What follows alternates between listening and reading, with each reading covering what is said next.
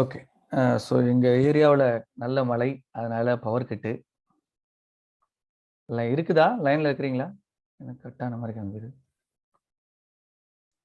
Brother கேக்குது. நல்லா கேக்குது. ஓகே. எனக்கு அந்த Zoom காணாம போயிடுச்சு. ஓகே. ஸோ அதனால பவர் கட்டு. அதனால என்னால ஃபோன்ல எதுவும் பண்ண முடியல. ஜஸ்ட் நான் என்னுடைய இத மட்டும் வச்சு பேசுறேன். இடையில வந்துச்சுன்னா பார்ப்போம்.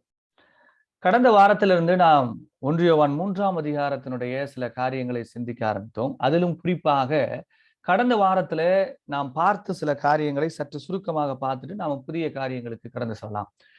கடந்த வாரத்திலே 1 யோவான் 3வது அதிகாரம் 4வது வசனத்தை நாம் குறிப்பாக சிந்திக்க ஆரம்பித்தோம். பாவம் செய்கிற எவனும் நியாயப்பிரமாணத்தை மீறுகிறான். நியாயப்பிரமாணத்தை மீறுகிறதே பாவம் அப்படிங்கிறது. ஆக கிறிஸ்தவர்களுக்கு பிரமாணம் இருக்கிறதா? நாம் நியாயப்பிரமாணத்தை மீறுகிறதே பாவம் என்று சொல்லுகிற போது, இதை எந்த அடிப்படையில் வேதம் போதிக்கிறது என்பதை குறித்து கடந்த வாரத்திலே வெவ்வேறு விதமான கோணத்திலே என்னென்னலாம் சிந்தனை இருக்கிறது என்பதை குறித்து நாம் சிந்தித்தோம். கிறிஸ்தவனும் நியாயப்பிரமாணம்ங்கிறதான தலைப்பிலே வெவ்வேறு விதமான நம்பிக்கை உடையவர்கள் இருக்கிறார்கள்.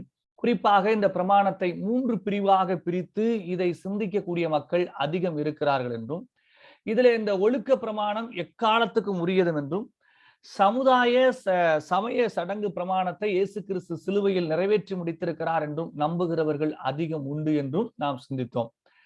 இந்த அடிப்படையிலே விளக்கக்கூடியவர்கள் அநேகர் இருந்தாலும் கூட, இந்த ஒழுக்க பிரமாண தண்டனையிலிருந்தும் ஆண்டவர் நம்மை விடுவித்திருக்கிறார். ஆகவே இன்றைக்கு கிறிஸ்துவுக்குள் நமக்கு பிரமாணம் என்பது இல்லை. பிரமாணம் இல்லாதபடியினால் நமக்கு பாவம் என்பதும் இல்லைங்கிறதான நம்பிக்கையிலே கிருபையை புரட்டக்கூடியதான ஒரு கூட்டமும் இருக்கிறது அப்படிங்கிறதான விஷயத்தையும் கடந்த வாரத்துல நாம் என்ன பண்ணோம், சிந்தித்து முடித்தோம். ஆனால் கிறிஸ்தவனுக்கு பிரமாணம் இருக்கிறதா என்று யோசிக்கிற போது, நாம் கிறிஸ்துவின் பிரமாணத்துக்கு உட்பட்டவர்களாக நாம் இருக்கிறோம். வேதம் அதையே வலியுறுத்துகிறது என்பதை நாம் கடந்த வாரத்திலே சிந்தித்தோம். குறிப்பாக ரோமர் 8வது அதிகாரம் 7வது வசனத்திலே, மாம்ச சிந்தை தேவனுக்கு விரோதமான பகை, அது தேவனுடைய நியாயப்பிரமாணத்திற்கு கீழ்ப்படிய கூடாமலும் இருக்கிறது. மாம்ச சிந்தையில் நாம் வாழ வேண்டிய அவசியம் இல்லை என்று தொடர்ந்து சொல்லுகிற போது, நாம் இந்த நியாயப்பிரமாணத்தின் நீதியை நிறைவேற்ற வேண்டியவர்களாக இருக்கிறோம்ங்கிறதான ஒரு உண்மையைத்தான் பவுல் வரிசையாக சொல்லுகிறார். மீட்கப்படாதவர்களால் தேவனுடைய கட்டளைகளை கைக்கொள்ள முடியாது என்பதை அவர் ரோமர் 7வது அதிகாரத்திலே பேசியதான விஷயத்தெல்லாம் கடந்த வாரத்திலே நாம் சிந்தித்தோம். அது மட்டுமல்ல, இறுதியாக நம்மை பற்றி வேதம் சொல்லுகிற போது, சுயாதீன பிரமாணத்தினால் நியாய தீர்ப்படைய போகிறவர்களாய் அதற்கேற்றபடி பேசி அதற்கேற்றபடி செய்யுங்கள். நமக்கு ஒரு சுயாதீன பிரமாணம் இருக்கிறது.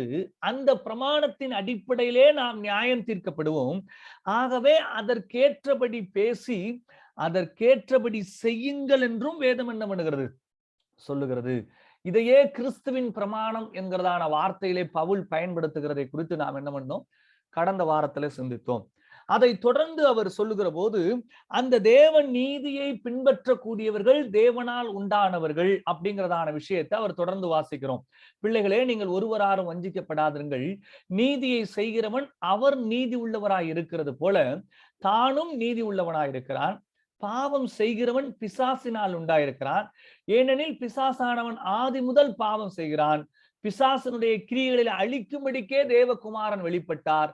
தேவனால் பிறந்த எவனும் பாவம் செய்யான், ஏனெனில் அவருடைய வித்து அவனுக்குள் தரித்திருக்கிறது. அவன் தேவனால் பிறந்தபடியினால் பாவம் செய்ய மாட்டான். இதனாலே தேவனுடைய பிள்ளைகள் இன்னாரென்றும் பிசாசின் பிள்ளைகள் இன்னாரென்றும் வெளிப்படும். நீதியை செய்யாமலும் தன் சகோதரனில் அன்பு கூறாமலும் இருக்கிற எவனும் தேவனால் உண்டானவன் அல்ல. நம்முடைய கிரியின் மூலமாக நாம் தேவனால் உண்டானவர்களா அல்லது பிசாசினால் உண்டானவர்களா என்பதை வெளிப்படுத்தக்கூடியவர்களா இருக்கிறோம் என்பதை கடந்த வாரத்தில் சிந்தித்து முடித்தோம். இந்த அர்த்தத்தோடு இந்த பகுதிகளை நீங்கள் புரிந்து கொள்ள முற்பட்டால், நாம் நீதி பிரமாணத்துக்கு உட்பட்டவர்கள், அதாவது கிறிஸ்துவின் பிரமாணமாகிய அந்த பிரமாணத்தை உட்பட்டு வாழக்கூடியவர்கள் என்பதை நாம் புரிந்து கொள்ளலாம். அதை நாம கடந்த வாரத்துல சிந்திக்கிற போது, பாவம் செய்கிற எவனும் நியாயப்பிரமாணத்தை மீறுகிறான், நியாயப்பிரமாணத்தை மீறுகிறதே பாவம் என்று சொன்னால், நாம் பாவம் செய்கிறதில்லை என்று தொடர்ந்து சொல்லுகிற போது அதனுடைய அர்த்தம் என்னவென்றால், நாம் தேவனுடைய நீதி பிரமாணத்தை மீறுவது கிடையாது. தேவனுடைய நீதி பிரமாணத்தை மீறுகிறவன் அவரில் நிலைத்திருக்கவில்லை அப்படிங்கிறதான அந்த உண்மையை அந்த அர்த்தத்தோடு இதுல வாசித்தோமாகில் புரிந்து கொள்ள முடியும். கடந்த வாரத்துல நீதி பிரமாணம் என்றால் என்ன, இயேசு கிறிஸ்து எப்படி அந்த கற்பனைகளை அன்புக்குள்ளாக உள்ளடக்கி பேசியிருக்கிறார், அதையே யோவான் மீண்டும் மீண்டும் வலியுறுத்துகிறார் என்பதை குறித்து நாம் சிந்தித்து முடித்தோம். இந்த நாளிலே நாம் 1 யோவான் 3வது அதிகாரம் 11வது வசனத்திலிருந்து ஒரு 3-4 வசனங்களை சிந்திக்கிறோம். நாம் ஒருவரில் ஒருவர் அன்பு கூற வேண்டும் என்பதே நீங்கள் ஆதி முதல் கேள்விப்பட்ட விசேஷமாய் இருக்கிறது. பொல்லாங்கானால் உண்டாயிருந்து தன் சகோதரனை கொலை செய்த காயினை போல் இருக்க வேண்டாம். அவன் எது நிமித்தம் அவனை கொலை செய்தான்? தன் கிரியைகள் பொல்லாதவைகளும் தன் சகோதரனுடைய கிரியைகள் நீதி உள்ளவைகளுமாய் இருந்த நிமித்தம் தானே. என் சகோதரரே, உலகம் உங்களை பகைத்தால் ஆச்சரியப்படாதீர்கள். நாம் சகோதரிடத்தில் அன்பு கூறுகிறபடியால் மரணத்தை விட்டு நீங்கி ஜீவனுக்குட்பட்டிருக்கிறோம் என்று அறிந்திருக்கிறோம். சகோதரிடத்தில் அன்பு கூறாதவன் மரணத்திலே நிலை கொண்டிருக்கிறான். தன் சகோதரனை பகைக்கிற எவனும் மனுஷ கொலைபாதகனாய் இருக்கிறான். மனுஷ கொலைபாதகன் எவனோ அவனுக்குள் நித்திய ஜீவன் நிலைத்திராது என்று அறிவீர்கள். இந்த பகுதியிலே அவர் தொடர்ந்து பேசுகிற போது தேவனுடைய ஒருவரால் ஒருவர் நாம் அன்பு கூற வேண்டுகிறதான அந்த உண்மையை பேசுகிறார். அதிலும் குறிப்பாக இந்த கற்பனையவே நாம் ஆதி முதல் கேட்டிருக்கிறோம். நாம் ஒருவரில் ஒருவர் அன்பு கூற வேண்டும் என்பதே நீங்கள் ஆதி முதல் கேள்விப்பட்ட விசேஷமா இருக்கிறது. இப்ப இந்த கற்பனையைத்தான் அவர் பிரமாணம்ங்கிறதான வார்த்தையிலே மிக முக்கியத்துவப்படுத்துகிறார். ஏனென்றால் தேவனுடைய பிரமாணங்கள் அனைத்துமே ஆண்டவராகிய இயேசு கிறிஸ்து சொன்னது போல அந்த 2 கற்பனைகளை உள்ளடக்கியதா இருக்கிறது. அது நியாய பிரமாணமாக இருக்கட்டும், ஒட்டுமொத்த பழைய ஏற்பாடு புதிய ஏற்பாட்டு எல்லாமே ஆண்டவருடைய கட்டளைகள் அனைத்துமே முழு இருதயத்தோடு தேவனை நேசிப்பதும் தன்னைத்தான் நேசிப்பது போல அயலானை நேசிப்பதையே உள்ளடக்கியதா இருக்கிறது. ஆகவே அதை செய்கிறவன் தேவனால் பிறந்தவன். அதுதான் இந்த பிரமாணத்தினுடைய உண்மையா இருக்கிறது. இதை இவர்கள் ஆதி முதல் கொண்டு இந்த 1 யோவான் 3ஆம் அதிகாரம் 11வது வசனத்துல நான் வாசிக்கிற இந்த நீங்கள் ஆதி முதல் கேள்விப்பட்டது என்று சொல்லுகிற போது இது 1 யோவான் 2வது அதிகாரத்துல நாம் பார்த்திருக்கிறோம். துவக்கத்திலிருந்தே சொல்லுகிறோம், ஆதியாகம் துவங்கி தேவனுடைய கற்பனை அன்பை மையப்படுத்தியதாகவே இருக்கிறது. பழைய ஏற்பாடு தேவனுடைய கோபத்தையும் புதிய ஏற்பாடு தேவனுடைய அன்பையும் வெளிப்படுத்துகிறது என்பது ஒரு தவறான புரிதல். எல்லா காலகட்டத்திலுமே தேவனுடைய கற்பனைகள் அன்பை உள்ளடக்கியதாகவே இருந்திருக்கிறது. அதை கடந்த வாரத்திலே சற்று விரிவாக சிந்தித்தோம். இதை தொடர்ந்து சொல்லுகிற போது பொல்லாங்கானால் உண்டாயிருந்து தன் சகோதரனை கொலை செய்த காயினை போல் இருக்க வேண்டாம். இப்ப இங்க இதற்கு ஒரு உதாரணம், அதாவது முந்தைய வசனத்திலே அவர் அன்பை குறித்து பேசுகிறார். நாம் ஒருவர் அன்பு கூற வேண்டும் என்பது நீங்கள் ஆதி முதல் கேள்விப்பட்ட விசேஷமா இருக்கிறது. அதற்கு ஒரு உதாரணத்தை சொல்கிறார். இதற்கு மாறானவர்களாக நாம் இருக்கக்கூடாது. நாம் ஒருவரை ஒருவர் நேசிக்க வேண்டும். இதற்கு மாறானவர்களாக தன் சகோதரர்களை பகைக்கக்கூடிய நிலையில் அங்கு யோவானுடைய வாசகர்கள் இருக்கிறார்கள். இதனுடைய பின்னணியை நாம் ஏற்கனவே அறிந்திருக்கிறோம். யூத விசுவாசிகள் இயேசு கிறிஸ்துவை மேசியா என்பதை மறுதலித்து பிரிந்து போன நிலையிலே உடன் சகோதரர்களுக்கு விரோதமாக இருக்கக்கூடியவர்களாய் இருக்கிறார்கள். திருச்சபையிலிருந்து பிரிந்து போன நபர்கள் என்று வைத்துக் கொள்ளுங்களேன். அந்த நபர்களிடத்துல அந்த விஷயத்தை பற்றி பேசுகிற போது யார் இப்படி தன் சகோதரனுக்கு விரோதமாக இருப்பார்கள் அப்படிங்கிறதான உண்மையை பேசுகிற போது இந்த வார்த்தையை அவர் என்ன பண்ணுகிறார், பயன்படுத்தக்கூடியவராக இருக்கிறார். பொல்லாங்கானால் உண்டாயிருந்து. இப்ப இதுக்கு அநேகர் வித்தியாசமான விளக்கங்களை தருவது வழக்கம். ஏனென்றால் இந்த இதுல நீங்க பார்த்தீர்கள் என்றால் இந்த வசனத்துல பாவம் செய்கிறவன் பிசாசினால் உண்டாயிருக்கிறான். அதே போல 9ஆம் வசனத்துல ஏனெனில் அவருடைய வித்து அப்படிங்கிறதான வார்த்தை வருது அல்லவா. இந்த 1 யோவான் 3வது அதிகாரம் 8வது வசனத்தையும் இந்த 3ஆம் அதிகாரத்தினுடைய 12வது வசனத்தையும் வைத்து ஒரு நூதனமான உபதேசம் இன்றைக்கும் இருக்கிறது. சாத்தானுடைய வித்து இந்த உலகத்திலே இருக்கிறதாக நம்புகிறார்கள். சாத்தானுடைய வித்து என்று சொல்லுகிற போது சாத்தானால் பிறந்த ஒரு சந்ததி இந்த உலகத்திலே இருக்கிறதாக ஒரு சில திருச்சபைகள் மிக பிரபலியமான நபர்கள் இதை நம்புகிறார்கள். இதை நீங்க ஒரு சிலர் கேள்விப்பட்டிருக்கலாம். சகோதரர் சாலமோன் அவர்கள் கூட இதை பற்றி ஒரு வீடியோ பதிவு வெளியிட்டிருக்கிறதாக நினைவு. அதாவது ஆதாம் ஏவாளுடைய இந்த சம்பவத்திலே அவர்கள் கனியை புசித்தபடியினால் அவர்கள் பாவம் செய்தார்கள்ங்கிறதான அர்த்தத்தில் அல்ல, மாறாக சாத்தான் ஏவாளோடு உடலுறவு கொண்டதன் மூலமாக ஒரு சந்ததி பிறந்தது. அதுதான் அதுதான் அந்த சம்பவத்தில் நடந்த பாவம். அவர்களுடைய வித்து இந்த உலகத்திலே இருக்கிறதாக ஒரு டாக்டரின் இருக்கிறது, ஒரு உபதேசம் இருக்கிறது. சில திருச்சபைகள் இதை தீவிரமாக நம்பக்கூடியவர்களாக இருக்கிறார்கள். பொதுவாகவே ஆதியாகம புஸ்தகத்தை ஒரு உருவக புஸ்தகமாக நம்புகிறவர்கள் கூட இருக்கிறார்கள். அதாவது ஆபிரகாமுடைய மகன் ஈசாக்கு என்று சொல்லுகிற போது ஆபிரகாமுக்கு பிறந்தவன்கிறதான அடிப்படையில் அல்ல, ஆபிரகாம் தேவனை தொழுது கொண்டான், அதை போல அடுத்து தேவனை தொழுது கொண்டவன் ஈசாக்கு என்று நம்புகிறவர்களாம் உண்டு. அது போல இந்த ஆதியாகமத்தினுடைய மைய பிரதானமான இந்த சம்பவத்தை உருவகமாக எடுத்து இங்கு சாத்தானும் ஏவாளுக்கும் ஒரு பாலியல் தொடர்பு ஏற்பட்டது, அதை நாகரிகம் கருதி இப்படி எழுதியிருக்கிறார்கள் என்று நம்பக்கூடியவர்கள் உண்டு. இவர்கள் இந்த உபதேசத்தை ஆரம்பித்து வைத்தவர் இந்த வில்லியம் பிரன்ஹாம் அப்படிங்கிறதான இவர்தான். இவருக்கு தலையில ஒரு ஒளிவட்டம் தெரியுது அல்லவா, இதை லிட்டரலாவே அவங்க நம்புறாங்க. இப்படி ஒரு ஒளிவட்டம் தெரிந்ததாக, அவர் இந்த போட்டோ எடுக்கும் போது தெரிந்ததாக நம்புகிறாங்க. நீங்க இந்த திருச்சபையார சந்திச்சிருக்கிறீங்களான்னு தெரியல. நான் இவர்களுடைய விசுவாசிகளுடைய வீட்டுக்கும் போயிருக்கிறேன், இவங்களுடைய சபைகளுக்கும் போயிருக்கிறேன். அவ்வளவு உண்மையா இருப்பாங்க. பொதுவாகவே கள்ள போதனையில் இருக்கக்கூடியதான திருச்சபையில் இருக்கக்கூடியதான விசுவாசிகள் ரொம்ப சின்சியரா இருப்பாங்கிறத இவர்களை பார்த்துதான் நான் அறிந்திருக்கிறேன். ஏனென்றால் இந்த மக்கள் மிகவும் ஏழைகளாக, சில நேரத்துல கஷ்டப்படுறவங்களாக இருந்தாலும் கூட தாங்கள் நம்புகிற உபதேசத்துல பயங்கரமா வைராக்கியமாக இருப்பாங்க. இப்ப இவர்களை பொறுத்த வரைக்கும் இந்த வில்லியம் பிரன்ஹாம் அவங்க என்னவா நம்புகிறார்கள் என்றால், இவர் இயேசு கிறிஸ்துனுடைய இன்னொரு உருவம் அப்படின்னு. அதாவது இயேசு கிறிஸ்து தேவகுமாரன், இவர் மனுஷகுமாரன் என்று நம்புகிறவர்கள் இருக்கிறாங்க. அந்த உபதேசத்துக்கு நம்ம நேரடியா போகல, ஆனால் இவரை பற்றி உங்களுக்கு ஒரு உதாரணத்துக்காக சொல்லுகிறேன். கிட்டத்தட்ட நாம் எப்படி விசுவாசிகள் எப்படி சில நேரத்துல பெயர் கிறிஸ்தவர்கள் இயேசு கிறிஸ்துனுடைய போட்டோவை தங்களுடைய வீட்டுல வச்சு ஜெபம் பண்ணுவாங்களோ, அது போல இவருடைய போட்டோ வச்சு இவருடைய விசுவாசிகள் ஜெபம் பண்றாங்க. இது எங்கெல்லாம் இருக்குதுன்னு நீங்க நினைக்காதீங்க, ஏதோ வெளிநாட்டுல இருக்கிறதா. எங்களுடைய திருச்சிலேயே மிகப்பெரிய சபை இருக்கிறது, நான் அங்கே கூட போயிருக்கிறேன்.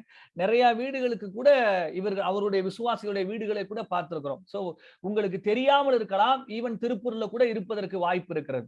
அப்ப இவர்களுடைய நம்பிக்கையில அடிப்படை நம்பிக்கையாக ஒன்றை நம்புகிறார்கள், சாத்தானுடைய வித்து இந்த உலகத்திலே இருக்கிறது. இத வெவ்வேறு வித்தியாசமாய் நம்புகிறவர்கள் உண்டு.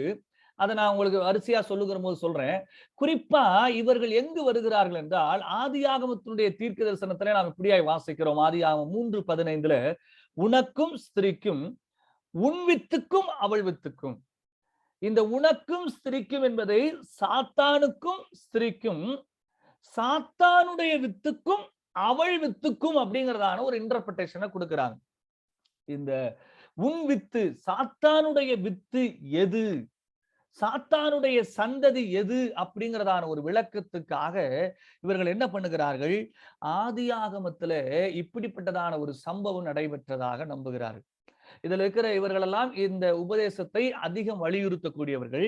இதுக்கு the doctrine of the serpent seed அப்படிங்கிறதான ஒரு பெயர் வைத்திருக்கிறார்கள். இவர்கள் என்ன நம்புகிறார்கள், ஏவாளோடு சாத்தான் உடலுறவு கொண்டதன் மூலமாக பிறந்த மனிதன் தான் காயின். காயின் சாத்தானுடைய வித்து என்று எழுத்தின்படியாக நம்புகிறார்கள். அப்படிப்பட்டதான உபதேசத்தை நம்பக்கூடிய, முக்கியமா போதித்ததுல இவங்க 3 பேர் பிரபலமான நபர்கள். இவர்கள் இதற்காக ஒரு ஓவரால் நாம எப்படி ஒரு ரட்சிப்பின் திட்டத்தை முழு வேதாகமத்துல சொல்லுகிறோமோ, அது போல இவர்கள் இந்த முழு வேதாகமத்துல இப்படிப்பட்டதான ஒரு இந்த சார்ட் அவர்களுடைய வெப்சைட்ல இருந்து நான் எடுத்திருக்கிறேன். அவங்க என்ன நம்புறாங்க, சாத்தான் சர்ப்பத்தின் மூலமாக ஏவாளை வஞ்சிக்கிறான். அது எப்படி என்றால், அவர்களோடு கூட உடலுறவு செய்து அவர்கள் மூலமாக காயின் பிறக்கிறான். ஆதாமின் மூலமாக பிறந்தது ஆபேல். அப்ப இவர்களுடைய அந்த டாக்டரினே என்ன அப்படின்னா, 2 பிள்ளைகள் பிறக்கிறது. ஒன்று சாத்தானில் இருந்து பிறந்த பிள்ளை, இன்னொன்று தேவ மனிதனாக இருந்த ஆதாமில் இருந்த பிள்ளை. இவர்களுடைய 2 சந்ததி. இப்ப இவர்கள் இருவரும் ஒருவருக்கொருவர் பகையாளிகளாக இருக்கிறபடினால்தான் காயின் ஆபேலை கொலை செய்தான். ஏனென்றால் இவன் சாத்தானுடைய வித்து. அதுக்கப்புறம் இவருடைய காயினுடைய சந்ததி தொடர்ந்து வந்து கொண்டே இருக்கிறது. அப்ப இவங்க எங்க எக்ஸ்பிளனேஷன் பண்ண வர்றாங்கன்னா, இந்த நோவாவுடைய வெள்ளம் வருகிறது அல்லவா, நோவாவுடைய காலத்துல ஏன் பெண்ணெடுத்து பெண் கொண்டதற்காக உலகத்தை அழிக்கிறார் என்றால், டைரக்டா சாத்தானுடைய சந்ததியாய் இருக்கிற இந்த காயினுடைய சந்ததியிலிருந்து இவர்கள் பிள்ளைகளை எடுத்தபடினால், திருமணம் செய்து கொண்டபடினால் ஆண்டவர் இந்த உலகத்தை அழிக்கிறார். ஏனென்றால் சாத்தானுடைய வித்தும் தேவனுடைய வித்தாகிய மனிதனுடைய வித்தும் கலந்து விட்டது. ஆகவே தான் உலகம் அழிக்கப்பட்டது என்று ஆரம்ப நிலையில் இருக்கிறவர்கள் நம்புகிறார்கள். இவர்களுடைய நம்பிக்கை இப்படி. இதுல சிலர் இல்ல, இன்றைக்கு வரைக்குமே சாத்தானுடைய வித்து நம்முடைய காலகட்டத்திலும் இருக்கிறது என்று நம்புகிறவர்கள் இருக்கிறாங்க. இது எல்லாத்துக்கும் இவர்கள் சொல்லுகிறதான மிக முக்கியமான காரணம், ஆதியாகமத்தினுடைய அந்த தீர்க்க தரிசனமும் ஆதியாகமம் 3ஆம் அதிகாரத்தில் இருக்கிறதான சம்பவத்தையும் இவர்கள் மையப்படுத்தக்கூடியவர்களாக இருக்கிறார்கள். சோ இதுதான் இந்த இவருடைய அந்த உபதேசத்தினுடைய சுருக்கம். அதை எதுக்காக பார்க்கிறோம்னா, 1 யோவானுடைய வசனத்தை வச்சுதான் அங்கிருந்தும் இவர்கள் எடுத்து காட்டுகிறார்கள். அப்ப இவர்களை பொறுத்த வரைக்கும் இந்த அமைப்புல இன்றைக்கும் இருக்கிறது. ஈவன் யூதாஸ் கூட சாத்தானுடைய வித்து. ஏனென்றால் அவனை பார்த்து ஆண்டவர் வந்து சாத்தான் என்று சொல்லியிருக்கிறார் அப்படிங்கிறதான கருத்துக்களை எல்லாம் என்ன பண்ணுவாங்க, சொல்லுவாங்க. ஆனால் முதலாவது நாம் புரிந்து கொள்ள வேண்டியதான உண்மை என்னவென்றால், ஆதியாகமத்தினுடைய சம்பவத்தை நாம் எழுத்தின்படியாக நம்புகிறோம். அதை எழுத்தின்படியாகத்தான் எடுத்துக்கொள்ள வேண்டும். இங்க மட்டுமல்ல, முழு வேதாகமத்தையுமே எப்ப நீங்க வாசித்தாலும் வேதாகமத்தினுடைய சம்பவங்களுக்கு ஒரு ஆவிக்குரிய அர்த்தத்தை தயவு செய்து தேடாதீங்க.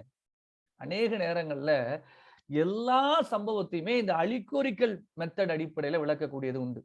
நாங்கள் இதை பற்றி கேள்விகளும் உண்மைகளுங்கிறதான ஒரு தலைப்புல வேதாகமத்தை பற்றி பேசுகிற போது இந்த விஷயத்தை குறித்து நாங்கள் கொஞ்சம் பேசியிருக்கிறோம். சோ வாய்ப்பு இருக்கிறவர்கள் நீங்க கேள்விகள் உண்மைகளுடைய அந்த வீடியோ பதிவுல நீங்க அதை கொஞ்சம் தேடி பார்த்தா தெரியும். வேதாகமத்தை படிக்கிறதுல எழுத்தின்படியாக படிக்க வேண்டும். உருவ ஓமை கதைகளாக, வரலாற்று சம்பவங்களை நீங்கள் ஓமை கதையை போல என்ன பண்ணக்கூடாது, புரிந்து கொள்ளக்கூடாது. ஒவ்வொன்றுக்கும் ஒரு ரகசியம் இருக்கிறது, ஒவ்வொன்றிலும் ஒரு அர்த்தம் இருக்கிறது. ஈவன் சமீபத்துல கூட அதிகமாக இந்த பெயர்களிலே ஒரு தேவ ரகசியம் இருக்கிறது. பெயர் சந்ததி பட்டியலில் இருக்கிற ஒவ்வொரு பெயர்லயும் ஒவ்வொரு ரகசியம் இருக்கிறது. அந்த காலத்துல பெயர்களை அர்த்தத்தோடு கூட வைத்திருந்தாலும் கூட ஒரு பெரிய கதை வடிவத்தில் அது நடக்கும் அப்படிங்கிறதான நினைப்புல வைத்திருக்கிறாங்களாங்கிறது தெரியல. ஆக எல்லாவற்றிற்கும் நீங்கள் ஒரு மறை பொருள் உண்மை இருக்கிறதாக நம்பி எடுத்துக்கொள்ளக்கூடாது. 2வது, நீங்கள் ஆதியாகமத்தை ரொம்ப எளிமையா அந்த முதல் அதிகாரத்தை படிச்சீங்கன்னா, ஆண்டவர் மனிதனை படைக்கிறார். மனிதன் வாழ்வதற்காக ஒரு தோட்டத்தை உருவாக்குகிறார்.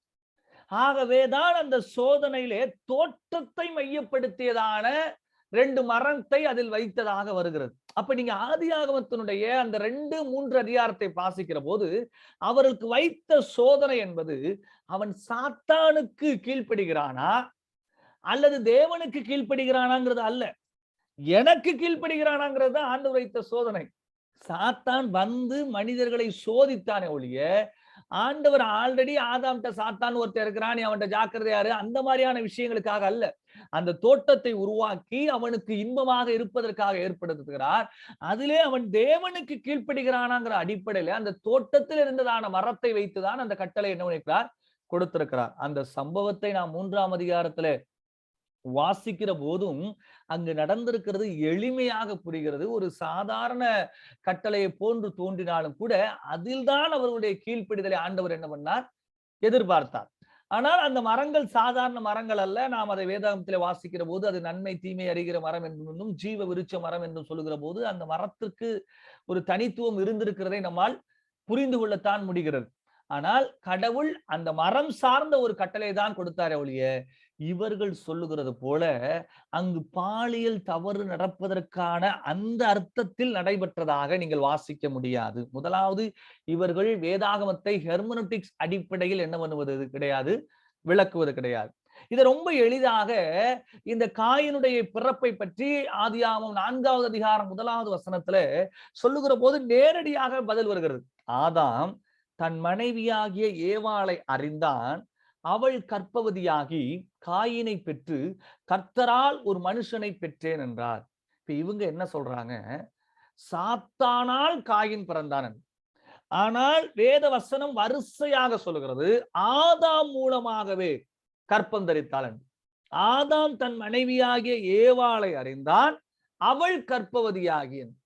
அப்ப இங்க சாத்தானை பற்றியதான வார்த்தையை நம்மளால பார்க்க முடியாது.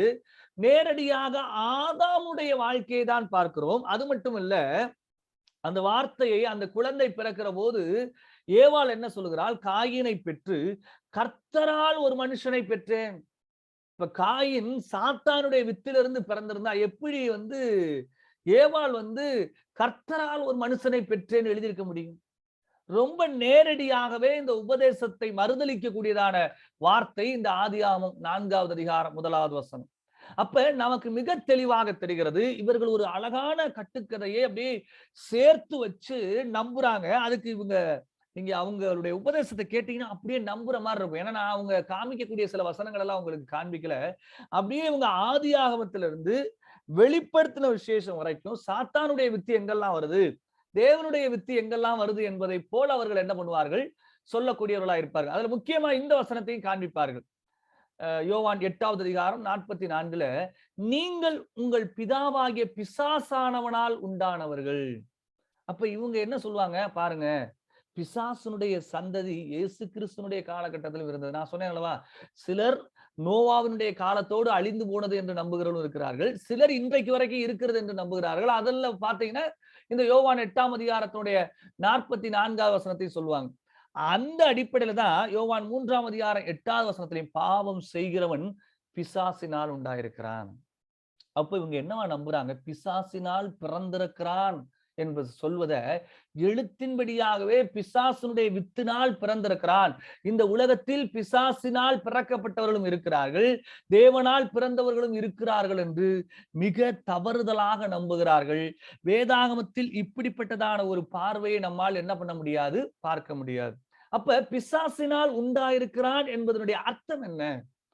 யோவான் இந்த வார்த்தையை தன்னுடைய சுவிசேஷத்திலும் பயன்படுத்துகிறார், தன்னுடைய நிருபத்திலும் பயன்படுத்துகிறார். அப்ப பாவம் செய்கிறவன் பிசாசினால் உண்டாயிருக்கிறாங்கிறதான வார்த்தையில நமக்கு மிக தெளிவாக செல்கிறது. பிசாசினுடைய கிரியைகளை நாம் அதை கடந்த வாரத்துல கூட சொன்னோம். இந்த 1 யோவான் 3:8 பிசாசினுடைய கிரியைகளை அழிக்கும்படிக்கே தேவனுடைய குமாரன் வெளிப்பட்டார். அப்ப பிசாசினுடைய கிரியைகளை செய்கிறவன் பிசாசினால் உண்டாயிருக்கிறான்ங்கிறதான உருவகம் வருது. இவங்க வரலாற்று உருவமா எடுத்துக்கிட்டு உருவக வசனங்களை எழுத்தின்படியா விளக்குறாங்க. திரும்பவும் நான் சொல்லுகிறேன், ஆதியாகமத்தில் இருக்கிற வரலாற்று சம்பவங்களை இவர்கள் உருவகமாக எடுத்துக்கொண்டு யோவான் சுவிசேஷத்திலும் யோவானிலும் உருவகமான சொன்ன வசனங்களை எழுத்தின்படியாக எடுத்துக்கொள்வதனால் வரக்கூடிய விளைவுதான் இவ்வளவு பிரச்சனைக்கு காரணம். அப்ப இங்க யார் பிசாசினால் உண்டாயிருக்கிறான்ங்கிறதான வார்த்தை வருகிற போது என்ன புரிந்து கொள்கிறோம்? பிசாசினுடைய கிரியைகளை செய்கிறவன் பிசாசினால் உண்டாயிருக்கிறான். தேவனுடைய கிரியைகளை செய்கிறவன் தேவனால் உண்டாயிருக்கிறான்ங்கிறது தான் தேவனால் பிறந்திருக்கிறான்ங்கிறதான ஒரு அர்த்தத்தை என்ன பண்ணுகிறது? கொடுக்கக்கூடியதா இருக்கிறது. இங்க ஒரு சின்ன கிளாரிபிகேஷனுக்காக கூடுதலாக ஒரு விஷயத்தை கடந்து சொல்ல நினைக்கிறேன். இந்த தேவனால் பிறந்திருக்கிறான் அப்படிங்கிறதான விஷயத்தை நாம அநேகர் எப்படி விளக்குறார்கள் என்றால், நாம எதுவுமே செய்யாம ஆவியானவர் என்னை ஒரு மறுபடி பிறக்க வைக்கிறார், அதாவது எனக்குள்ள ஒரு பெரிய மேஜிக் நடக்கிறது, அதைத்தான் தேவனால் பிறத்தல்ங்கிறதான மீனிங்ல சொல்றதுனாலதான் பிசாசினால் உண்டாயிருத்தல் அல்லது பிசாசினால் பிறத்தல் என்பதை இவங்க என்ன நினைக்கிறாங்க? பிசாசு உனக்குள்ள இருக்கிறான். இப்ப நம்ம ஆட்கள் அடிக்கடி சொல்றாங்களவா, அவனுக்குள்ள கோபத்தின் ஆவி இருக்கிறது, அவனுக்குள்ள விபச்சாரத்தின் ஆவி இருக்கிறது, அவனுக்குள்ள காய்மாரத்தின் ஆவி இருக்கிறது, அவங்களுக்குள்ள ஒரு வஞ்சகத்தின் ஆவி இருக்கிறது. எல்லாமே என்ன நினைக்கிறாங்க? கிரியை எதுவுமே கிடையாது, அதனுடைய சாத்தான் அவனுக்குள் போகிற போது அவன் கோபப்படுகிறான், சாத்தான் அவனுக்குள் இருக்கிற போது அவனுக்கு கொலை வெறி வருகிறது. ஏன்னா நாம இந்த மறுபிறப்புங்கிற விஷயத்த ரொம்ப சற்று அளவுக்கு அதிகமாக தவறாக இன்டர்பிரட் பண்றோமோன்னு தோணுது.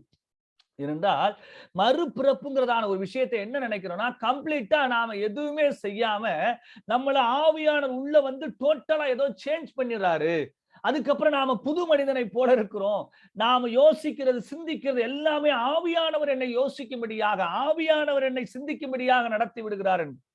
உண்மையிலே மறுபிறப்பு என்பது என்னவென்றால், எனக்காக கர்த்தராக இயேசு கிறிஸ்து மரித்தார், அடக்கம் பண்ணப்பட்டார், உயிர் தெழுந்தார் என்பதை நான் மனம் திரும்பி விசுவாசிக்கிற போது ஆவியானவருடைய கிரியை நான் பெற்றுக் கொள்கிறோம்.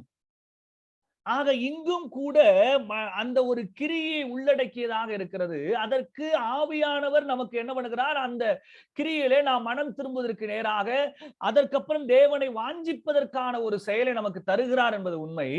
ஆனால் இதையே நாம் சற்று நான் எதுவுமே செய்யல, எல்லாமே ஆவியானவர் செய்கிறார், நான் அதற்கப்புறம் எதுவுமே செய்ய வேண்டியதில்லைங்கிறதான இன்னொரு எக்ஸ்ட்ரீமுக்கு போயிடுறாங்க. இதனால தான் இந்த பாவம் செய்கிறவன் பிசாசினால் உண்டாயிருக்கிறாங்கிறதையும், எப்படி ரட்சிக்கப்பட்டவன் அவனா இல்ல, அவனுக்கா தோணும், அவன் அன்பு கூறுவான், அவன் பிறரை நேசிப்பான், பிறரை மன்னிப்பான், ஏனென்றால் ஆவியானவர் மன்னிக்கும்படியாக அவனை தூண்டுவார் என்று எண்ணுவது போல இவங்க எல்லாம் என்ன நினைக்கிறாங்க, இவனா பாவம் செய்யறதில்ல, பிசாசு அவனுக்குள்ள வரனால விபச்சாரம் செய்கிறான், பிசாசு அவனுக்குள் இருக்கிறபடினால் அவன் பொய் சொல்லக்கூடியவனா இருக்கிறான் என்று இந்த தவறுதலான ஒரு நம்பிக்கைக்கு நேராக வருகிறார்கள். ஆனால் இந்த யோவான் 1 யோவான் நிருபத்திலே இதை யோவான் ரொம்ப தெளிவுபடுத்துகிறார். நீதியை செய்கிறவன் தேவனால் பிறந்திருக்கிறான், பிசாசுடைய கிரியை செய்கிறவன் பிசாசினால் உண்டாயிருக்கிறான். ரொம்ப இது. ஏன்னா நமக்கு தெரியாமல் நமக்குள் நடக்கிறதான கிரியைகளை நம்மால் விவரிக்க முடியாது. நிச்சயமாகவே மறுபிறப்பிலே ஆவியானவருடைய கிரியை இருக்கிறது. நான் அதை மறுதலிக்கவில்லை, நீங்கள் தவறுதலாக புரிந்து கொள்ளக்கூடாது. ஆனால் ரொம்ப எளிதாக புரியும்படியாக யோவான் இந்த நிருபத்துல திரும்ப திரும்ப அழகாக சொல்லி முடிக்கிறது என்ன, பிசாசுடைய கிரியைகளை செய்கிறவன் பிசாசினால் உண்டாயிருக்கிறான், தேவனுடைய நீதியின் கிரியைகளை செய்கிறவன் தேவனால் பிறந்தவனாக இருக்கிறான், தேவனால் உண்டானவனாக இருக்கிறான். இதத்தான் அவர் மிக தெளிவாக சொல்லக்கூடியவராய் இருக்கிறார். அப்ப நாம் எந்த கிரியைகளை வெளிப்படுத்துகிறவளா இருக்கிறோமோ அந்த அடிப்படையிலே நாம் தேவனால் உண்டானவர்களா அப்படிங்கிறதான வார்த்தையை நம்மால் அறிந்து கொள்ள முடியும். யாராச்சும் ஒருத்தவங்க டைம் சொல்லுங்களேன், எனக்கு ரொம்ப இருட்டா இருக்கு, ஒன்றும் தெரியல.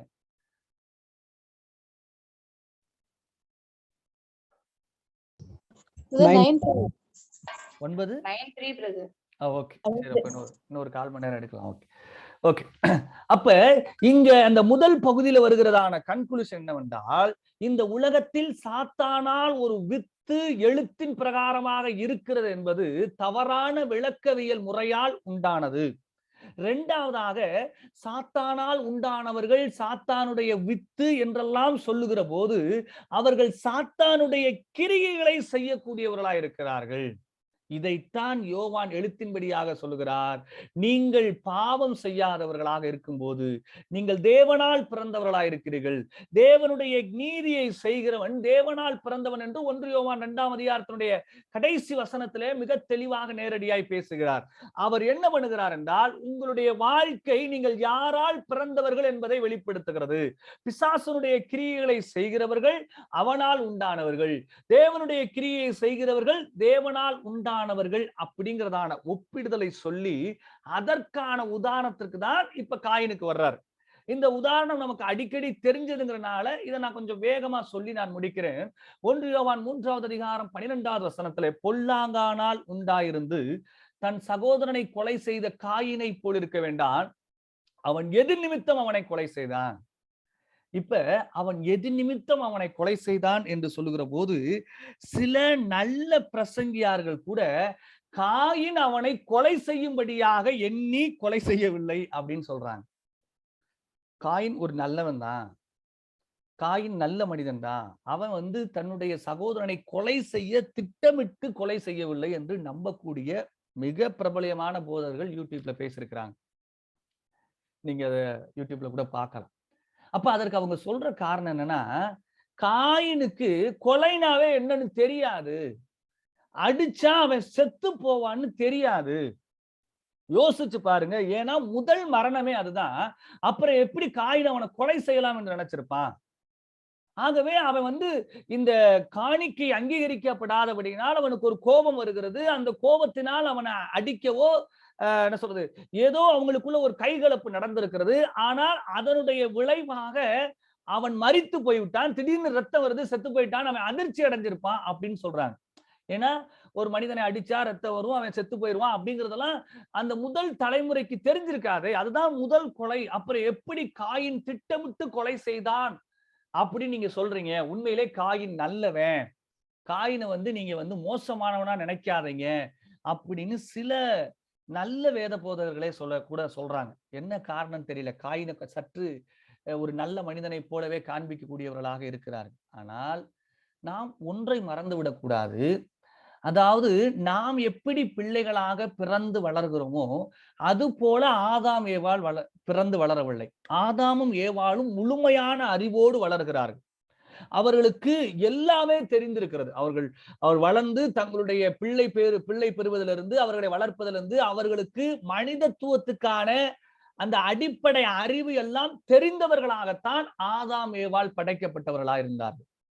அவர்களுடைய சந்ததிகளாக வந்த இந்த காயின் ஆபேலும் இந்த அறிவோடு கூடத்தான் அவர்களால் வளர்க்கப்பட்டிருக்க வேண்டும். அது மட்டும் இல்ல, அந்த சம்பவத்தை நான் வாசிக்கிற போது அவன் மீது மேற்கொண்டான் என்றுதான் வரும். அதாவது அவனை கொலை செய்வதற்கான முயற்சியை திட்டமிட்டு செய்தான் என்பதை நம்ம ஆதியாகமத்துல என்ன பண்ண முடியும்? வாசித்து அறிந்து கொள்ள முடியும். இப்ப இவங்க சாதாரணமாக சொன்னாலும் கூட அந்த பகுதியை பொறுத்த வரைக்கும் மிக தெளிவாக காயின் மரணம் செய்யும்படி, அவனை கொலை செய்யும்படியாகவே அவனுடைய வாழ்க்கையில ஈடுபட்டான்.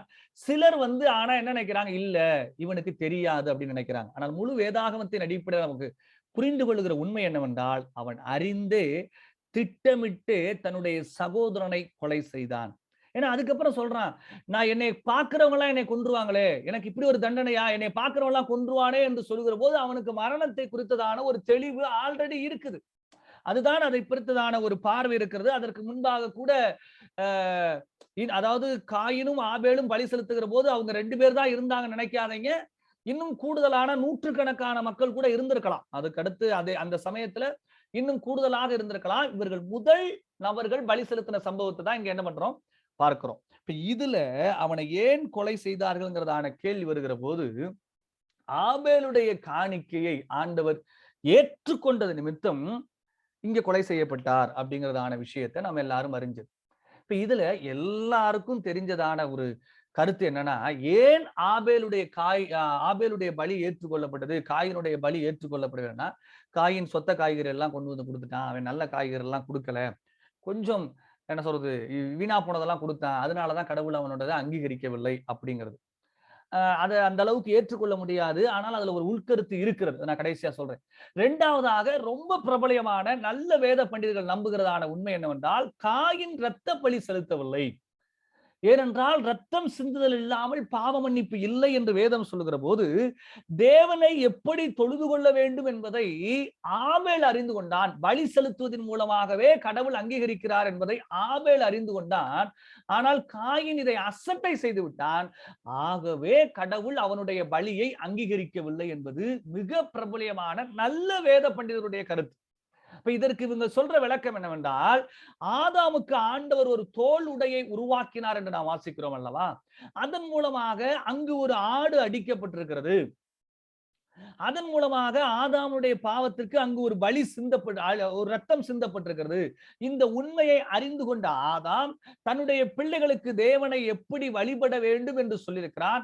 ஆகவே தேவனை தொழுது கொள்ளுகிற போது இரத்த பலியை செலுத்த வேண்டும். இதை மறந்தவனாகவோ அல்லது மறுதலித்தவனாகவோ காயின் இரத்த பலி செலுத்தாதபடியினால் அவனுடைய பலியை கடவுள் அங்கீகரிக்கவில்லை என்பதை நல்ல வேத பண்டிதர்கள் நம்புகிறார்கள். ஆனால் அது முழுமையான உண்மையாக இருக்க முடியாது. ஏனென்றால் இங்க 2 பேருமே சற்று நீங்க படிச்சு பார்த்தீங்கன்னா, அவங்க பலி செலுத்துகிற நோக்கத்தோடு வரவில்லை. உதாரணத்துக்கு தங்களுடைய பாவங்களுக்காக பலி செலுத்துவதற்காக வரவில்லை. தாங்கள் ஒரு தொழிலை செய்கிறார்கள். அந்த தொழிலின் அந்த விளைச்சலை, அதனுடைய பலனை கடவுளுக்கு காணிக்கையாக செலுத்த வந்தனார்கள். இங்கு பலி என்பது அவர்கள் பாவங்களுக்காக செலுத்தப்பட்டதாக வரவில்லை. அது மட்டும் இல்ல, மிக முக்கியமாக இன்னொரு உண்மையை நாம் மறந்துவிடக் கூடாது. நிலத்தின் விளைபொருட்களை காணிக்கையாக கொடுக்கலாம் என்று வேதாகமம் சொல்லுகிறது.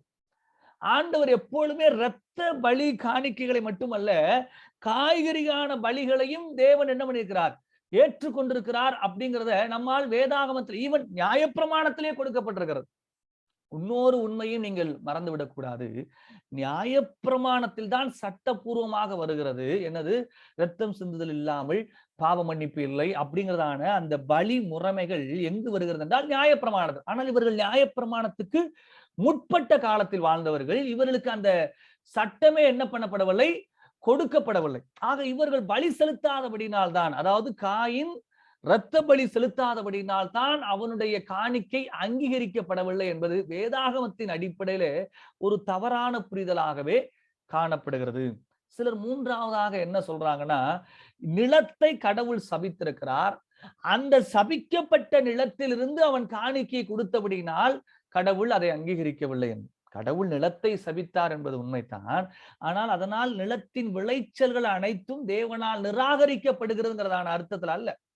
அந்த நிலத்தை ஏன் சபித்தார் என்பதை நாம் அந்த பகுதியில வாசிக்கிற போது, வேலையை கடினப்படுத்துவதற்காக ஆண்டவர் என்ன பண்ணுகிறார், சபிக்கக்கூடிய ஒரு விஷயத்தை பார்க்கிறோம். அவனுடைய உழைப்பை கடினப்படுத்துகிறதான ஒரு விஷயமா. ஆகவே நிலத்தின் விளைச்சல் தேவன் சபித்தார் என்று நாம் என்ன பண்ணக்கூடாது, எண்ணக்கூடாது. நாம் ஏற்கனவே சிந்தித்தது போல தேவன் இரத்தமற்ற காணிக்கைகளையும் நிலத்தினுடைய விளைபொருட்களையும் அவர் காணிக்கையாக செலுத்தும்படியாக நியாயப்பிரமாணத்திலே சொல்லியிருக்கிறார். அப்ப ஆபேலுடைய காணிக்கையை அங்கீகரித்ததான இந்த விஷயத்தை 2 விஷயத்தின் அடிப்படையில நம்ம அணுகலாம்.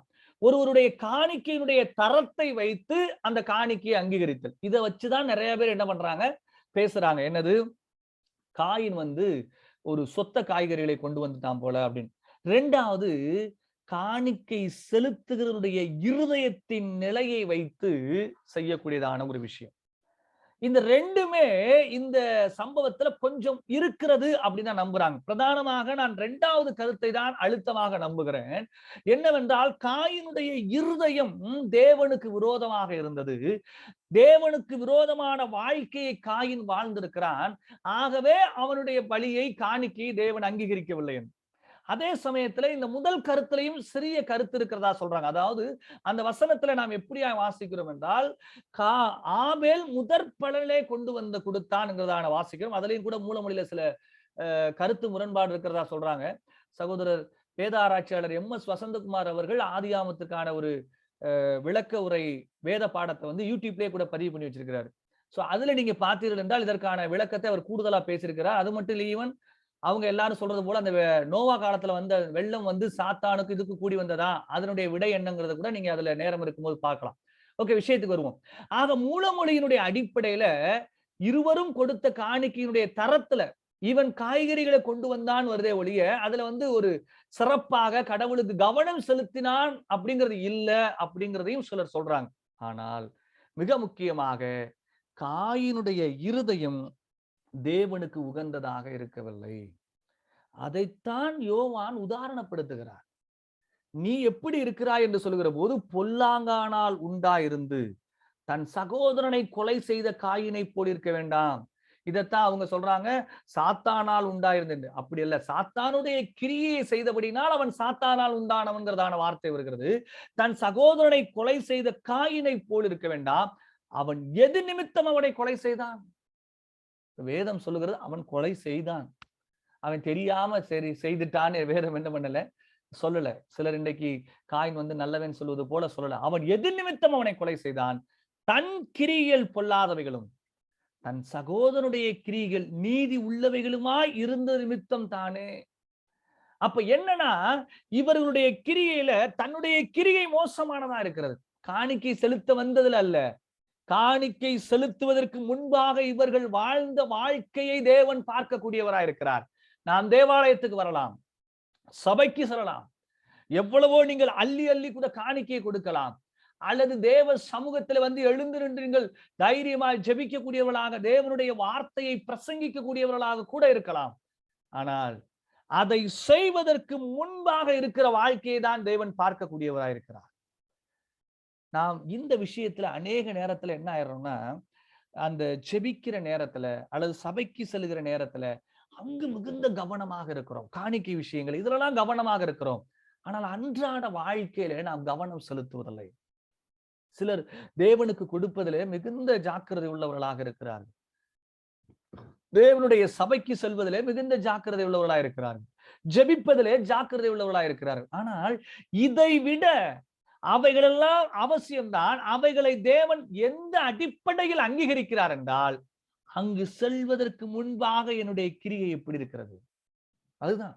ரொம்ப நாம் அறிந்த ஒரு உண்மையைத்தான் இங்கு யோவான் விளக்குகிறார். காயினும் ஆபேலும் தங்களுடைய காணிக்கையை பலிப்பிடத்துக்கு கொண்டு போகிறார்கள். ஆனால் ஆண்டவர் அவர்கள் பலிப்பிடத்துல இருக்கிறபடியினால் அங்கீகரிக்கவில்லை. பலிப்பிடத்திற்கு வருவதற்கு முன்பாக அவர்களுடைய கிரியை எப்படி இருந்தது என்பதன் அடிப்படையில் பலிப்பிடத்தில் அவருடைய காணிக்கையை அங்கீகரிக்கக்கூடியவராய் இருக்கிறார். நம்முடைய கவனம் எல்லாம் எங்க இருக்கிறது? இந்த ஒரு இடத்துல ஜெபிக்கிற போது எனக்கு அடிக்கடி தோன்றுகிற ஒரு உண்மை, சிலர் ஜெபம் பண்ண சொன்னா ஜெபம்னு வந்துட்டா அவங்களுடைய வாய்ஸ் மாடுலேஷன் மாறுகிறது, அவர்களுடைய அந்த அட்மாஸ்பியர், அதாவது அவர்கள் இருக்கக்கூடிய லுக் எல்லாம் மாறக்கூடியதா இருக்கிறது. நமக்கு புரியல. அது சிலருக்கு அனிச்சையா நடக்கும். அது ஒரு பெரிய தவறு அல்ல, நாம பயபக்தியா செய்வதில்லை. ஆனால் சிலர் ஆவியில ஜெபம் பண்றது மாதிரி, கர்த்தாவே நீர் எங்களோடு இருக்கிறீர் அப்படி இப்படின்னு தம் கட்டி மூச்செழுத்து ஜெபம் பண்றது, இதெல்லாம் நமக்கு புரியல. நாம் எப்போதும் நம்மளுடைய சகோதரர்களோடு பேசுவது போல நாம் எளிமையாக தேவனிடத்தில் ஜெபிக்கலாம். ஆக நாம் எங்கு கவனம் செலுத்த வேண்டுமானால், ஜெபிக்கிற இடத்திலே அல்லது தேவனுடைய சமூகத்திலே சபையில் இருக்கிற போது நாம் கவனம் செலுத்துவதல்ல. சபைக்கு கூடி வருகிறதை எதன் அடிப்படையில் தேவன் அங்கீகரிக்கிறார் என்றால், நீங்கள் 6 நாட்கள் உங்களுடைய வீட்டிலே, உங்களுடைய வேலை இடங்களிலே நீங்கள் எப்படி ஜீவிக்கிறீர்களோ அந்த அடிப்படையில் தான் நீங்கள் ஞாயிற்றுக்கிழமை தேவ சமூகத்திற்கு வருகிற போது அதை அங்கீகரிக்கக்கூடியவராய் தேவன் இருக்கிறார். இந்த உண்மையை மறந்து நாம் வாரத்தில் 6 நாட்களும் நம்முடைய வீட்டிலும் வேலை செய்கிற போது ஒரு நாள் கூட பைபிள் வாசிக்கிறது. எத்தனையோ மனிதர்கள் உண்மையிலேயே வேலை, குடும்பம் இதெல்லாம் போகிற போது வேதம் வாசிக்கிறதுக்கும் ஜெபிக்கிறதுக்கும் அன்றாட தேவனை பற்றிதான சிந்திப்பதற்கும் நேரமற்றமான ஒரு நெருக்கடியை நாம் கடந்து போகிறோம். நான் ஒரு முழு நேரம் ஊழியமாக இருக்கிற போதே நமக்கு பிள்ளைகள், படிப்பு, வேலை இப்படி எல்லாம் போயிட்டு வரும்போது சில நேரங்களில் வேதாகமத்தை வாசிக்க முடியாத நாட்களை கூட கடந்து போயிருக்கும் போது நான் யோசிப்பேன், உண்மையிலே வேலை செய்கிறவர்கள் அப்ப எவ்வளவு கவனம் உள்ளவர்களாக தங்களுடைய வாழ்க்கையை ஒரு ஒழுங்குக்குள்ள கொண்டு வரவில்லை என்றால், நிச்சயமாக உங்களுடைய தனிப்பட்ட வாழ்க்கையில ஜெப வாழ்க்கையை கொண்டு வர முடியாது. தேவனுடைய வார்த்தையை வாசித்து தியானிக்கிறத கொண்டு வர முடியாது. அடுத்து வேலை வந்துகிட்டே இருக்கும். லிட்டரலா முழு நேரமா இருக்கிற நாமளே நேரம் கிடைக்கலன்னு ஒரு வாழ்க்கையை ஓட்டுகிறோம் என்றால், உண்மையிலே நீங்கள் வேலைக்கு சென்றிருக்கிறீர்கள் என்றால், நீங்கள் உங்களுடைய வாழ்க்கையை ஒரு ஒழுங்குக்குள்ளாக கொண்டு வாருங்கள். உங்களுடைய வாழ்க்கையில கவனம் செலுத்தி உங்களுடைய ஜெப வேலையும் உங்களுடைய வேத தியான வேலையும் நீங்கள் கடவுளுக்கென்று சிந்திக்க வேண்டியதான நேரத்தையும் நீங்கள் ஒதுக்க திட்டமிடவில்லை என்றால், வாழ்க்கை ஓடிக்கொண்டே இருக்கும். ஞாயிற்றுக்கிழமையை தவிர மற்ற நாட்களில் உங்களால் எதையுமே தேவனுக்கென்று செய்ய முடியாதவர்களாய் மாறி போய் விடுது. அவ்வளவு பரபரப்புல நாமே மாட்டிக்கிறோம். அந்த அளவுக்கு தான் இருக்குது. நான் அடிக்கடி என்னுடைய வாழ்க்கையை யோசிக்கிற போதெல்லாம் விசுவாச பிள்ளைகள் தான் யோசிக்கிறது, அவர்கள் எவ்வளவு நெருக்கடிக்கு ஆளாவார் என்று. கவனம் செலுத்தவில்லை என்றால் நாம் மிக எளிதாக நம்முடைய அன்றாட வாழ்க்கையிலே தேவனை விட்டு வாழ ஆரம்பித்து விட்டுவோம். வெறுமனே நாமும் ஞாயிறு கிறிஸ்தவர்களாக மாறிவிடுவோம். தேவனை பொறுத்த வரைக்கும் நம்முடைய காணிக்கைகளை அல்ல, மாறாக நாம் வாழுகிற வாழ்க்கையை மையப்படுத்தி அதன் பிறப்பு கொண்டு வருகிறதான காணிக்கை, அதன் பிறகு தேவ சமூகத்தில் வருகிறதான சமூகத்தையே தேவன் அங்கீகரிக்க கூடியவராயிருக்கிறார். இதைத்தான் அவர் எபிரேயர் 11ஆம் அதிகாரத்திலே சொல்கிறார். எதனால் காயினுடைய பலியை அங்கீகரிக்கவில்லை என்றால், மேன்மை விசுவாசத்தினாலே ஆபேல் காயினுடைய பலியிலும் மேன்மையான பலியை செலுத்தினான் என்று எபிரேயர் 11ஆம் அதிகாரத்துல நான் வாசிக்கிறோம். இந்த 2 வசனங்களுமே நமக்கு உறுதிப்படுத்துகிற உண்மை என்னவென்றால், காயினுடைய காணிக்கை அங்கீகரிக்காமல் போனதுக்கு அவனுடைய இருதயத்தின் நிலைமையே காரணமா இருக்கிறது. இதை சொல்லிட்டு, என் சகோதரரே, உலகம் உங்களை பகைத்தால் ஆச்சரியப்படாதிருங்கள். அப்படின்னா என்னது? காயின் பிசாசனுடைய கிரியை செய்தான், அவன் தேவனுடைய கிரியை செய்கிற ஆபேலை பகைத்தான். அது போல நாம் இந்த உலகத்தில் தேவனுடைய கிரியை செய்வோமானால், நீங்கள் விரும்பினாலும் விரும்பாவிட்டாலும் சாத்தானுடைய கிரியைகளை செய்கிற பிள்ளைகளால் பகைக்கப்படுவோம். நீதி உள்ளவர்களாய் வாழுங்களே. இந்த உலகத்தால் ஒன்று தூற்றப்படுவோம், ஏமாளி என்று தூற்றப்படுவோம், அல்லது நம்மை பிறர் ஏமாற்றக்கூடியவர்களாக இருக்குவோம், அல்லது இந்த உலகம் நம்மை பகைக்கக்கூடியதாகவும் இருக்கிறது. எல்லா இடத்திலும் தேவனுக்கு விரோதமான சர்வ சாதாரணமாக பொய் பேசுவதும், சர்வ சாதாரணமாக பிறருடைய உழைப்பை திருடுவதும், சர்வ சாதாரணமாக எனக்கு நீதி கிடைத்தால் போதும் என்று எல்லா இடங்களிலும் பாவத்தின் வேர்கள் ஓடி கிடக்கிறது. நாம் எளிதாக பிறரை நியாயம் தீர்க்கிறோம். நாம் எளிதாக பிறருக்கு விரோதமாக நாம் குற்றம் சுமத்துகிறவர்களாய் காணப்படுகிறோம். ஒரு நாளிலே நாம் பேசுகிற பேச்சில நாம் எவ்வளவு தூரம் பிறரை பற்றி பேசுகிறோம். பிறரை பற்றி பேசுகிறதுல இருக்கிறதான நீதி நியாயம் இருக்கிறதா? எப்பொழுதுமே நாம் பிறருக்கு விரோதமாக அல்லது பிறரை பற்றி பேசுவதிலே ஒரு நீதியை கையாளுவதே கிடையாது. துணிகரமாக பிறரை நாம் குற்றம் சாட்டுகளாய் காணப்படுகிறோம். அநேக நேரங்களில நாம் உண்மையாய் இருக்கிற போது இந்த உலகம் நம்மளை பகைக்கும். உண்மையாய் இருப்பதற்கு நாம் பிரயாசப்படாமல் உலகத்தோடு ஒத்து போனவர்களாக நாம் மாறிவிட்டோங்கிறதான ஒரு பரிதாபத்தை நாம் ஏற்றுக்கொள்கிறோம். சபைகளிலே எல்லா இடங்களிலும் வேலை பார்க்கிறவங்க எல்லா இடங்களிலும் ஒரு மனநிலை வந்து விட்டது, நம்மளால தனித்து வாழ முடியாது. எல்லாவற்றிலும் நீதி எதிர்பார்க்கறது இல்லைங்க. ஒரு கணவன் மனைவியிடத்தில் நீதி உள்ள வாழ்க்கையை வாழ மாட்டான். ஒரு கணவன் என்ன நினைக்கிறான், மனைவியை இப்படி ஹேண்டில் பண்ணா மனைவி நமக்கு அடங்கியிருப்பான். ஒரு மனைவி என்ன நினைக்கிறா, கணவரை இப்படி நாம அட்ஜஸ்ட் பண்ணா மட்டும்தான் அவர்கிட்ட இருந்து காரியம் நடக்கும். எங்கும் நீதி இல்லை. தேவனுக்கு பயந்து ஒரு கணவனாக, தேவனுக்கு பயந்து என்னுடைய மனைவிக்கு செய்ய வேண்டிய கடமையை, தேவனுக்கு பயந்து என்னுடைய கணவனுக்கு செய்ய வேண்டிய கடமையை, தேவனுக்கு பயந்து என்னுடைய வேலையை நிறைவேற்றுவேங்கிறதான அந்த உணர்வுலாம் இல்ல. எல்லாரும் இன்னொருத்தவங்களை கையாள்வதற்கு ஏற்றார் போல செயல்பட ஆரம்பிச்சிட்டோம். எவ்வளவு பெரிய நடிப்பு உலகத்துல நான் வாழ்ந்து கொண்டிருக்கிறோம் தெரியுமா? இந்த கப்புள்ஸ் மீட்டிங் அல்லது இளைஞர்கள் மீட்டிங் எல்லாம் பார்க்கிற போது திரும்ப திரும்ப அதுதான் தோன்றுகிறது. யாரும் என்னை கர்த்தர் பார்த்து கொண்டிருக்கிறார். நான் கர்த்தருக்குள் ஒரு மகனாக என்னுடைய பெற்றோருக்கு எப்படி இருப்பது, கர்த்தருக்குள் ஒரு வாலிபனாக என்னுடைய பரிசுத்தத்தை எப்படி பாதுகாத்துக் கொள்வது, கர்த்தருக்குள் நான் ஒரு கணவனாக என்னுடைய மனைவிக்கு எப்படி இருப்பதுங்கிறதுக்கு கவனம் செலுத்துவதை கூட, என்னுடைய கணவரை நான் எப்படி ஹேண்டில் செய்வது, என்னுடைய மனைவியை நான் எப்படி ஹேண்டில் செய்வது, என்னுடைய பிள்ளைகள் எனக்கு சொல்ற மாதிரி இருக்கணும் அப்படி எப்படி கையாளு, இதுதான் யோசிக்கும். கர்த்தர் நிமித்தம் இந்த உணர்வு வராமல் போய்விட்டது. ஆகவே தான் இன்றைக்கு நம்மை உலகம் பகைப்பதில்லை. ஏனென்றால் நாம் உலகத்துக்கு ஒத்து போயிருக்கிறோம். ஆனால் வேதம் மிக தெளிவாக சொல்லுகிறது, நாம் தேவனுடைய கிரியைகளை செய்கிற போது உலகத்தால் பகைக்கப்படுவோம். அப்பொழுது ஆச்சரியப்படாதிருங்கள் என்று வேதம் சொல்லுகிறது. நாம் யாருடைய கிரியை செய்கிறோம்? தேவனுக்கு உகந்தவர்களாக வாழ பிரயாசப்படுவோம். தேவன் தாமே நம்மை ஆசீர்வதிப்பாராக. ஆமென். ஜெபிக்கலாம்.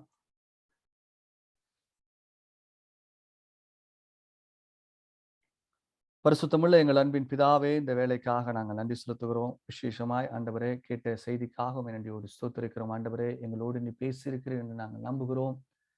பிசாசனுடைய கிரியைகளை செய்து பிசாசினால் உண்டானவர்களாக நாங்கள் மாறி போகாதபடிக்கு ஆண்டவரே, உம்முடைய கிரிகைகள் நிலைத்திருந்து உமக்கு உகந்தவர்களாக வாழ எங்களுக்கு உதவி செய்யும்படியாக நாங்கள் ஜெபிக்கிறோம்.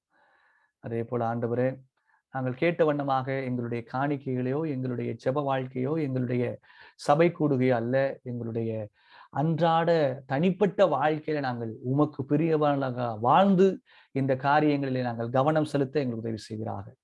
நாங்கள் வாசித்த காரியங்களை எங்களுடைய வாழ்க்கையில கைகொள்ள உங்களுடைய ஆவியானவர் எங்களுக்கு உதவி செய்யும்படியாக நாங்கள் ஜெபிக்கிறோம். சில நெருக்கடிகள் இருந்தாலும் கூட ஆண்டவரே, இதை கேட்ட ஒவ்வொருவருக்கும் பயனுள்ள விதத்தில் ஆசீர்வாதம் தந்தரும்படியாக நாங்கள் ஜெபிக்கிறோம். ஆண்டவர் மீட்பருமாய் இருக்கிற இயேசு கிறிஸ்துவின் நாமத்தில் ஜெபிக்கிறோம் எங்கள் பரலோக பிதாவே. ஆமென்.